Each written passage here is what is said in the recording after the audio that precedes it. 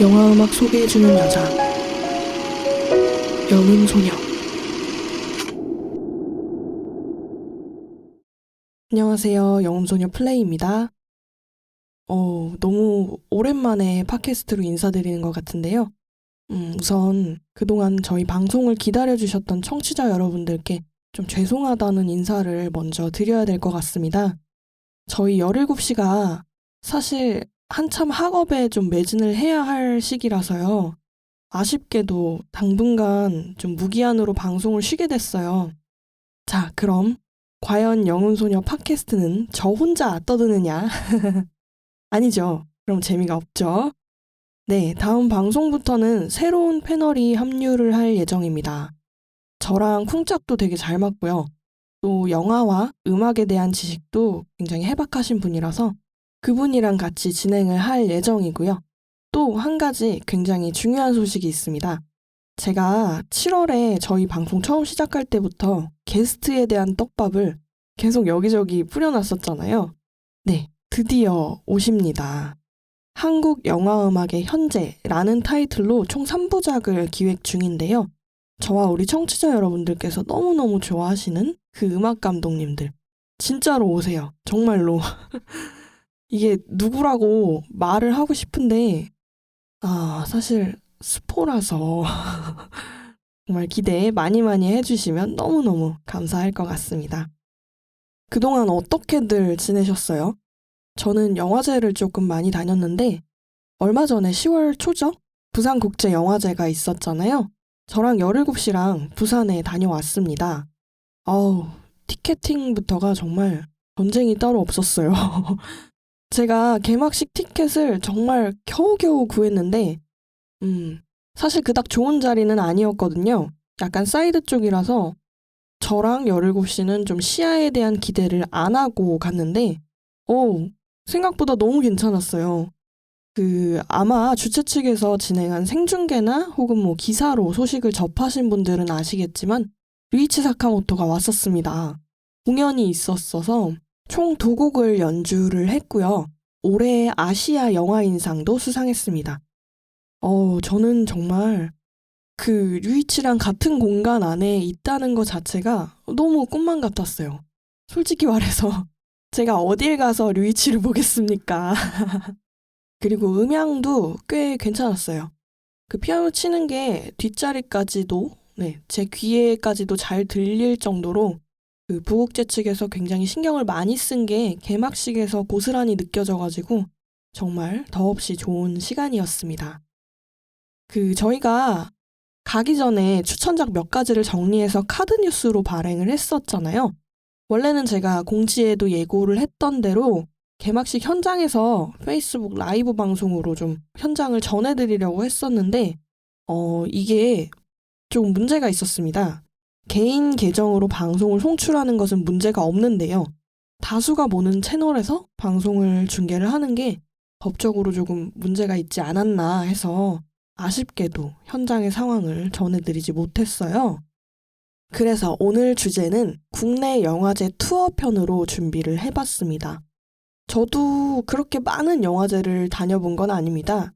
올해 들어서 본격적으로 여기저기 좀 누비고 다닌지라 아직 10군데 정도밖에 못 가봤지만 그 중에서 제가 느끼기에 정말 좋았던 영화제만 봄, 여름, 가을, 겨울 이렇게 4계절 순으로 정리를 좀 해봤어요. 그럼 지금부터 하나하나 소개를 해드리도록 하겠습니다. 먼저 꽃피는 봄입니다. 우리가 보통 가을 영화제 하면 부산이라고 하듯이 봄에도 굉장히 규모가 큰 영화제가 하나 있죠? 바로 전주입니다. 이 전주국제영화제는 2000년에 처음 출범을 했고요. 부산보다는 나이가 좀 적죠. 다른 영화제들에 비해 좀 특이점이라고나 할까요? 독립영화를 소개를 많이 해요.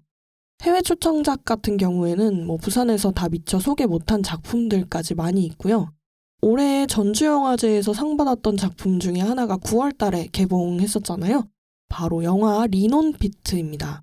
요거는 제가 전주에서 못 보고 개봉하고 나서 극장에서 봤는데 생각보다 너무 괜찮았어요.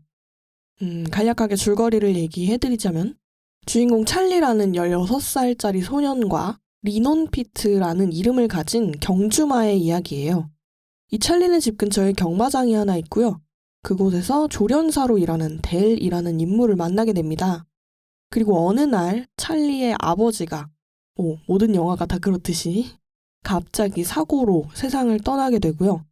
아무래도 가장의 역할을 해야 되다 보니까 경마 쪽으로 일을 배우게 되는데 이 말 있죠? 그 말 애칭이 피트예요. 이 피트가 경마 성적이 떨어졌다는 이유로 갑자기 팔려갈 위기가 옵니다. 그래서 찰리가 피트를 데리고 나와가지고 둘이 같이 여정을 떠나는 그런 내용인데 중간중간 예상치 못한 상황들이 발생을 해요. 그런 역경을 헤쳐나가는 모습을 보면서 이 영화가 단순히 로드무비에서 그치는 게 아니구나 싶었고요.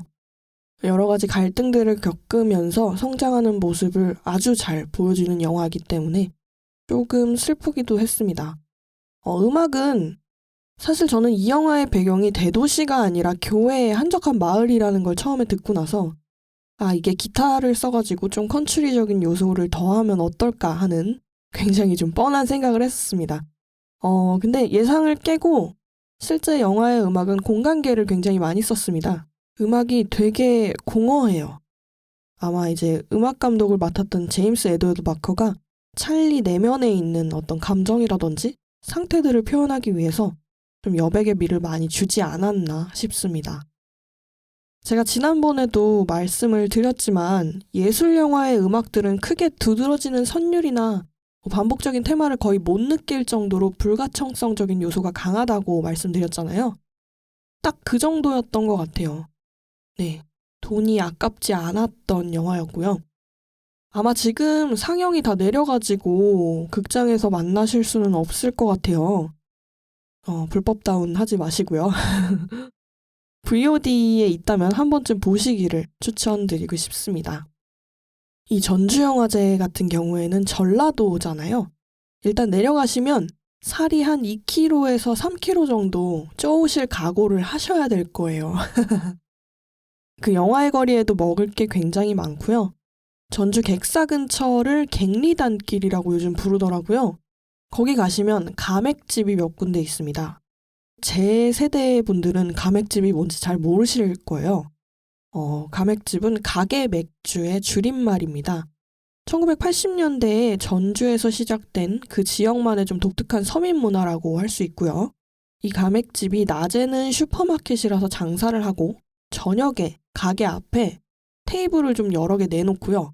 병맥주나 노가리, 계란말이 같은 그런 간단한 안주 팔아요. 일단 일반 술집보다 가격이 굉장히 저렴하고 또 그 가맥집마다 좀 특이한 양념장이 있어요. 마요네즈에다가 땡초랑 간장 이렇게 넣어서 만든 건데 그게 또 되게 맛있고요. 봄바람이 이제 사르르 불어오고 맥주에다가 황태국이 저녁에 탁 먹으면 갑자기 음식 방송이 된 것 같은데 여튼 전주국제영화제에 가시면 영화도 영화고 먹을거리가 좀 많다는 거 꼭 기억하셨으면 좋겠습니다. 다음은 봄에서 여름으로 넘어가는 시기입니다. 5월 말에서 6월 초까지는 저한테는 거의 연례 행사급인 영화제가 하나 있는데요. 바로 서울국제여성영화제입니다. 신촌 메가박스에서 항상 하죠? 올해가 20주년이었어요. 이번에 20주년을 기념해서 상영관도 늘고 경쟁 부문도 대폭 늘어서 제가 굉장히 기대를 많이 하고 있었는데 하필이면 그 시기에 제가 논문 초안을 준비하느라 영화 볼 시간이 없어가지고 마지막 날 가서 굿즈만 잔뜩 사왔어요.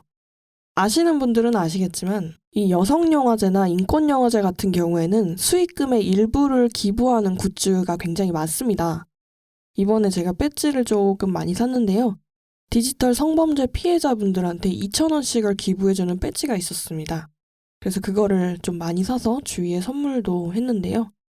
갑자기 얘기가 또 TMI로 빠졌네요. 그 외에도 굉장히 예쁜 굿즈들도 많고요. 이 서울국제여성영화제는 97년도 4월에 출범을 했습니다. 부국제가 96년도에 처음 시작을 했으니까 아마 국내 영화제 중에서는 거의 두 번째로 개최된 영화제인데요. 단편도 있고 장편도 많아요. 저 같은 경우에는 여기 가면은 항상 다큐 영화를 한 두세 개씩은 꼭 봐요. 작년에 되게 인상 깊었던 작품이 하나 있었는데 피의 연대기라는 작품이었고요. 이 영화는 서울뿐만 아니라 작년에 광주 여성영화제에서 개막작으로 초청을 받았었고 얼마 전에 또 독립영화제에서도 상을 수상했잖아요. 저는 이 영화를 청소년들이 조금 많이 봤으면 싶어요. 그 학교에서 성교육 이상하게 하지 말고 오히려 이런 영화를 한 편 보여주는 게 학생들 입장에서는 조금 더 좋은 교육이 되지 않을까 하는 작은 바람이 있고요. 음악은 다큐라서 이게 사실 다큐 같은 경우에는 음악이 거의 없고 들어가도 엔딩 부분에 송 타이틀 하나 정도가 들어가기 때문에 제가 음악에 대해서 이렇게 막 기억에 남는다거나 코멘트를 할 만한 건 없을 것 같고요. 이 서울국제여성영화제 같은 경우에는 아까 신촌 메가박스에서 한다고 했잖아요. 먹을 곳은 신촌보다는 사실 이대 쪽에 조금 많습니다. 그 신촌 메가박스에서 조금만 걸어 올라가시면 이대 입구니까 뭐 근처에서 밥도 먹고 영화도 보고 또 먹고 영화 보고 중간중간 야외 무대에서 GV라든지 공연도 조금 있으니까요. 내년에는 서울국제여성영화제에서 우리 영음소녀 청취자분들을 만나뵐 수 있기를 기대하겠습니다. 자, 여름이 다가왔습니다. 서울을 조금 벗어나서 경기권으로 한번 가볼까요? 부천국제 판타스틱 영화제. 거의 7월 둘째 주 정도에 진행을 하는 것 같은데요. 줄여서 비판이라고도 부릅니다. 이 비판 같은 경우에는 사랑, 환상, 모험 이 세 가지를 모토로 하고 있습니다. 올해의 테마는 제가 기억하기로 호러였던 것 같은데 근데 비판이 원래 성격 자체가 약간 미스테리 스릴러? 그런 느낌이 강해요. 작년에는 개막작이 7호실이었고요. 올해는 그래도 좀 가족 단위 관객들이나 뭐 어린이들도 같이 즐길 수 있게끔 개막작을 애니메이션으로 선정한 것 같습니다. 지난번 인생영화 편에서 우리 17냥이 본인의 인생영화 3위에 언더독을 올렸었잖아요. 제가 얼마 전에 이 언더독을 드디어 봤습니다. 드디어 봤어요. 사실 올해 비판에서 볼 수도 있었는데 좀 여러 가지 개인적인 이유로 못 봤고요. 그런데 영화가 개봉이 계속 미뤄지니까 뭐 내년이나 돼야 볼 수 있는 건가 하던 차에 드디어 기회가 와서 보게 됐어요. 혹시 저희 청취자 여러분들 카라라는 동물 행동권 단체 아시나요? 임순예 감독님께서 대표로 계시는 그 카라에서 얼마 전에 동물영화제를 개최했어요. 올해가 첫 회였는데 개막작이 하필 언더독으로 운 좋게도 선정이 된 거예요.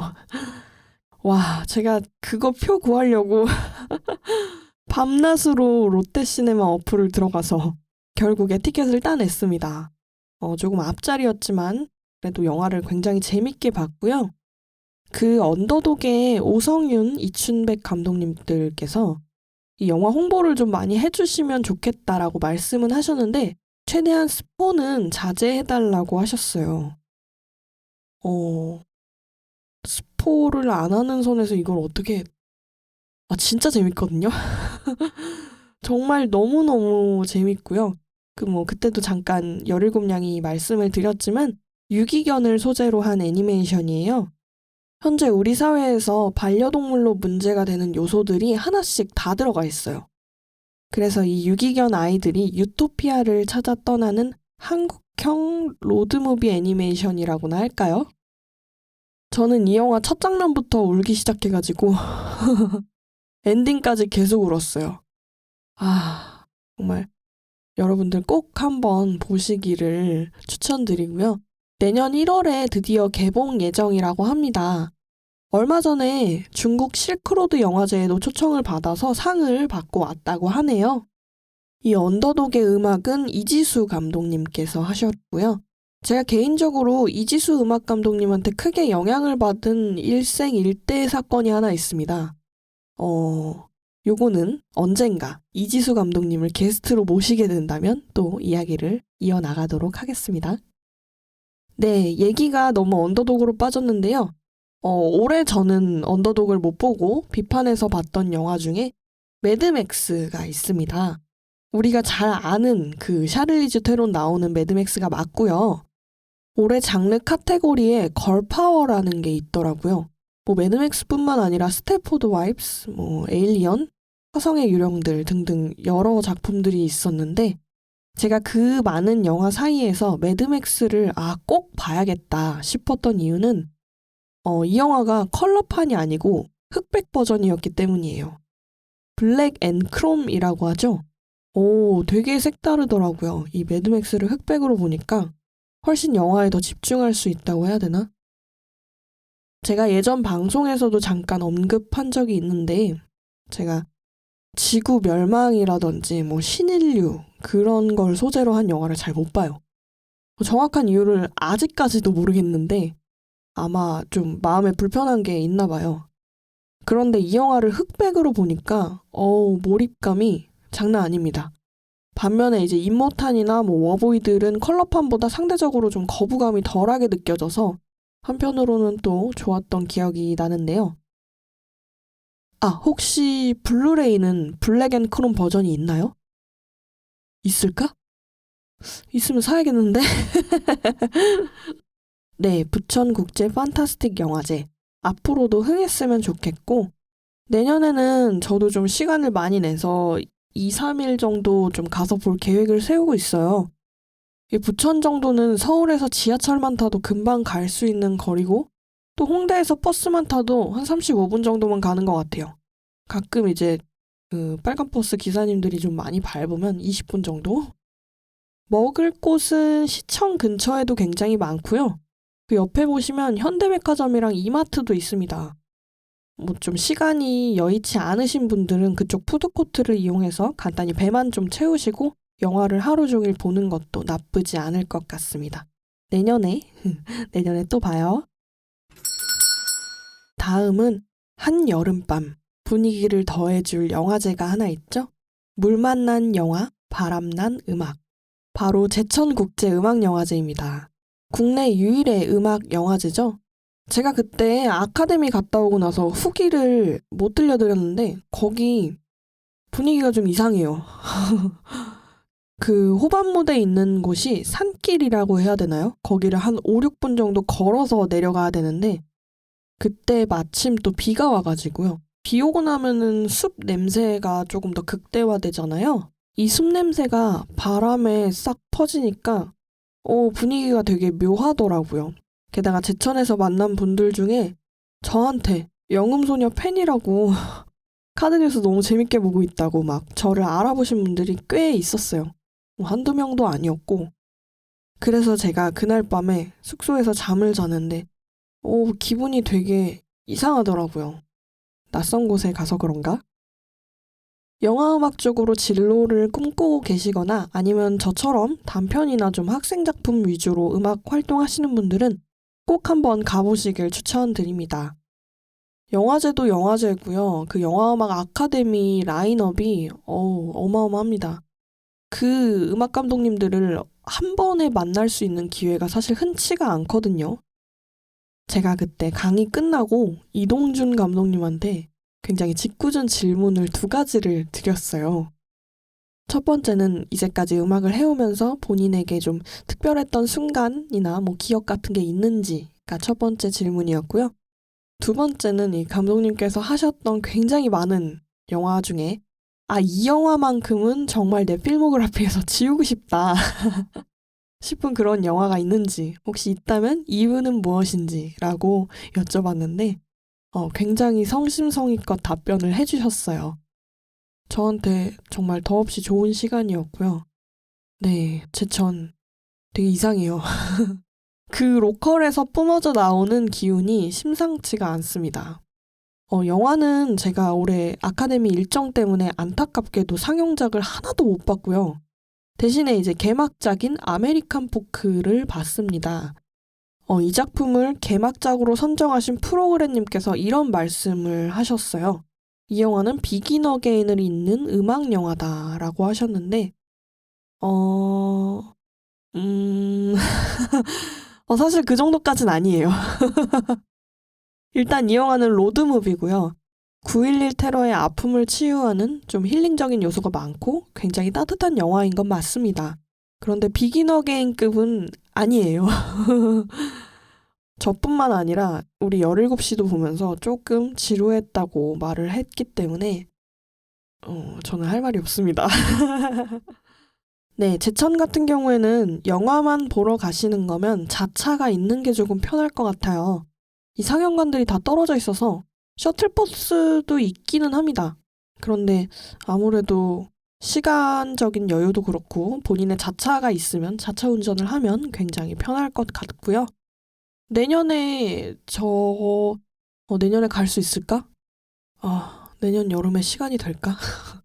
네, 가고는 싶어요. 정말 영화를 못 봤던 게 너무 한이 돼서 그 영화음악의 거장들이라는 섹션이 따로 있어요. 그래서 영화음악 감독들에 대한 것만 다큐멘터리식으로 모아놨는데 알렉산드로 데스플라에 대한 것만 모아놓은 다큐가 있었거든요.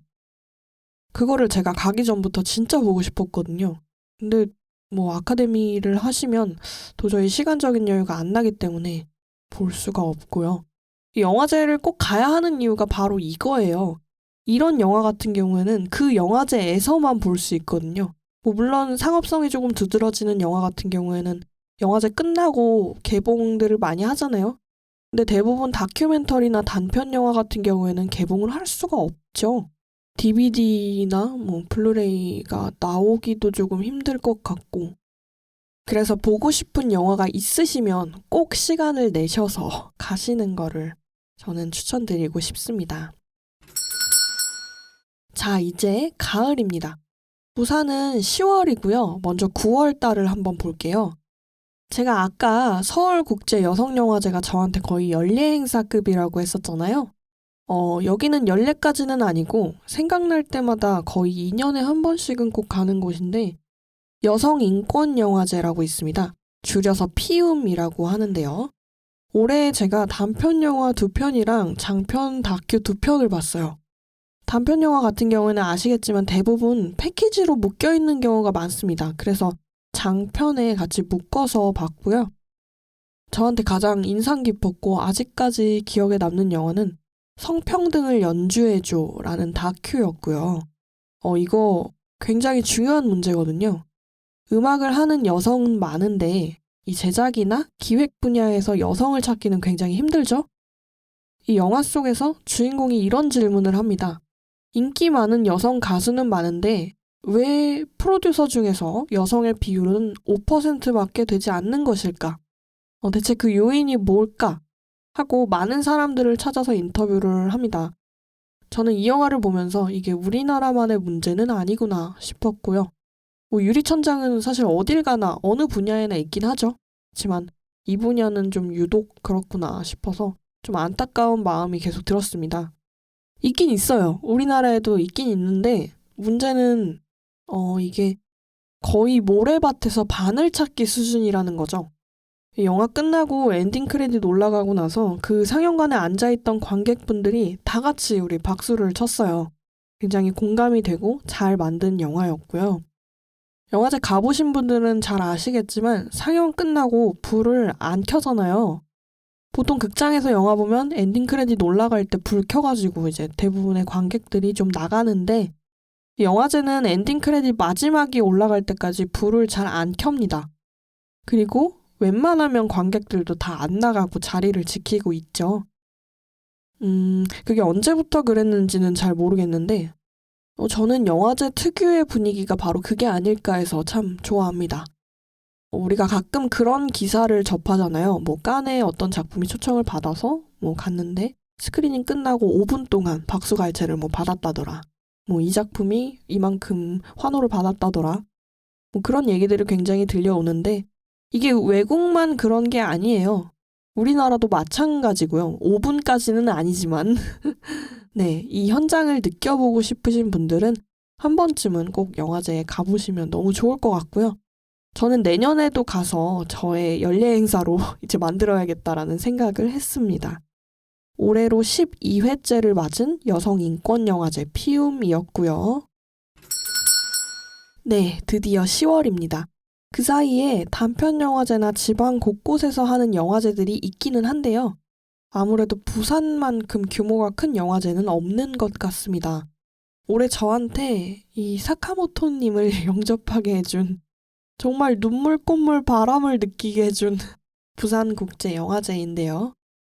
제가 카드뉴스로 추천작 소개하면서도 얘기했지만 부국제에 꼭 가야 하는 이유가 있습니다.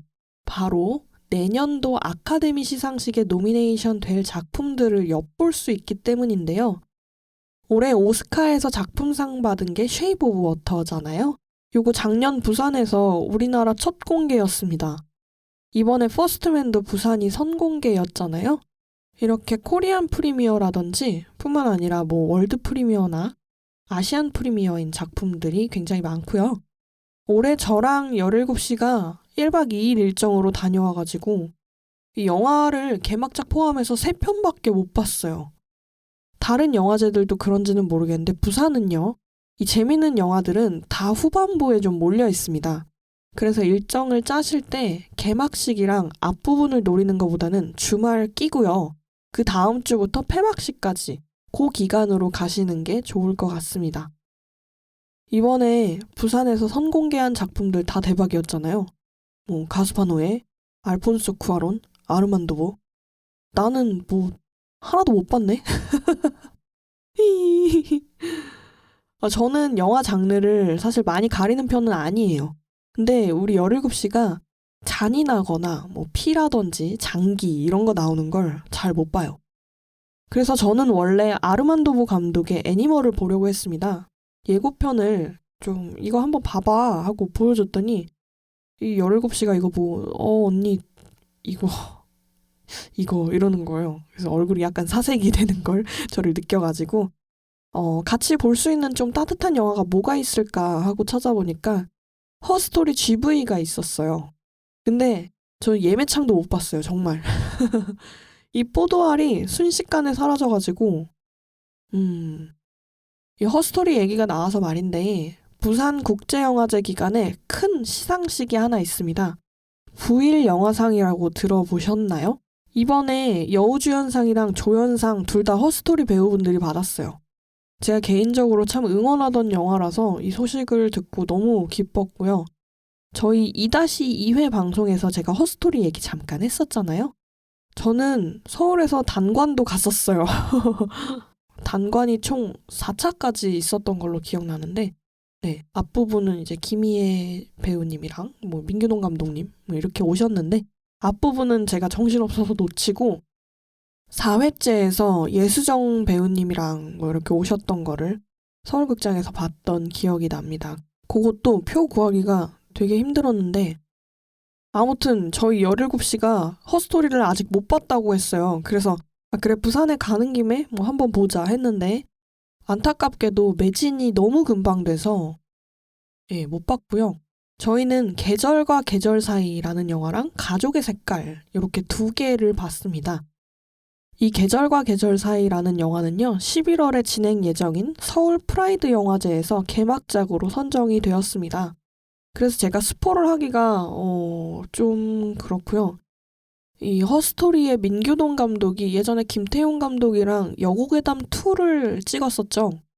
그때 시은이라는 역할을 맡았었던 이영진 배우가 이 영화에서도 굉장히 큰 활약을 펼쳤고요. 뭐 연기를 너무너무 잘해서 저는 보는 내내 참 가슴이 조금 먹먹했던 기억이 납니다. 가족의 색깔 같은 경우에는 우리나라 영화 중에 곡성 기억하시나요? 거기서 일본인 역할로 나왔던 배우 쿠니무라 준이 주연을 맡았고요. 가족을 모티브로 한 일본 영화예요. 굉장히 세련되게 잘 만들었습니다. 저는 또 울었고요.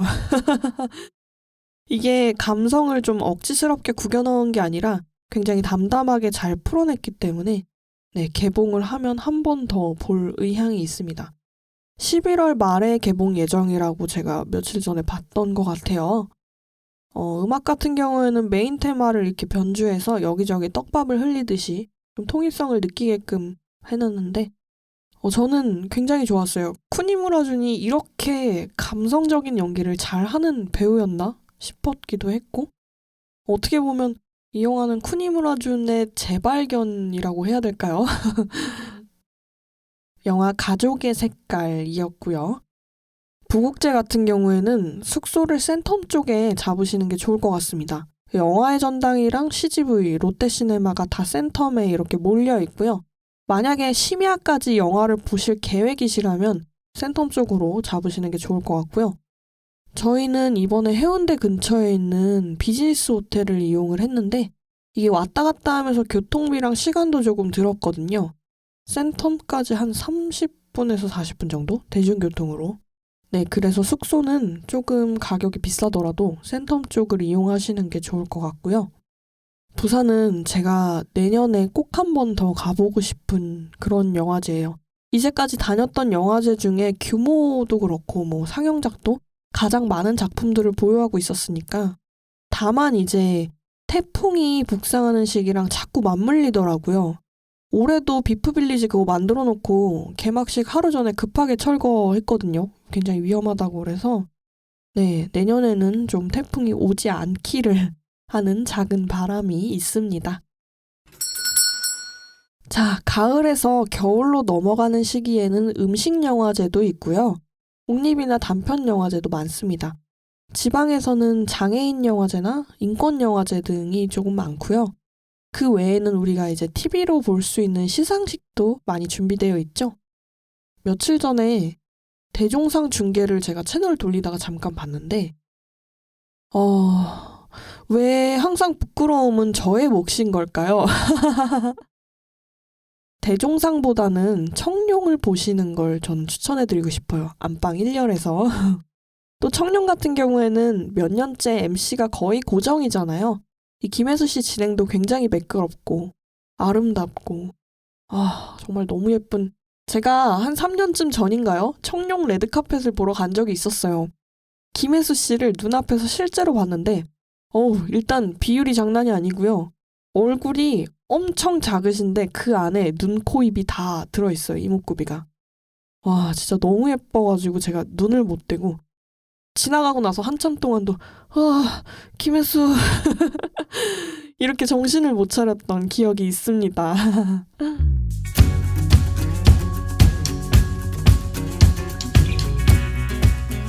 네, 오늘은 국내 영화제 투어 그리고 음악이라는 주제로 저 혼자 좀 떠들었는데요. 이제는 아침 저녁으로 바람이 제법 쌀쌀하죠? 감기랑 건강 항상 잘들 챙기시고요. 오늘도 영화 안에서 음악 안에서 행복한 하루 되셨으면 좋겠습니다.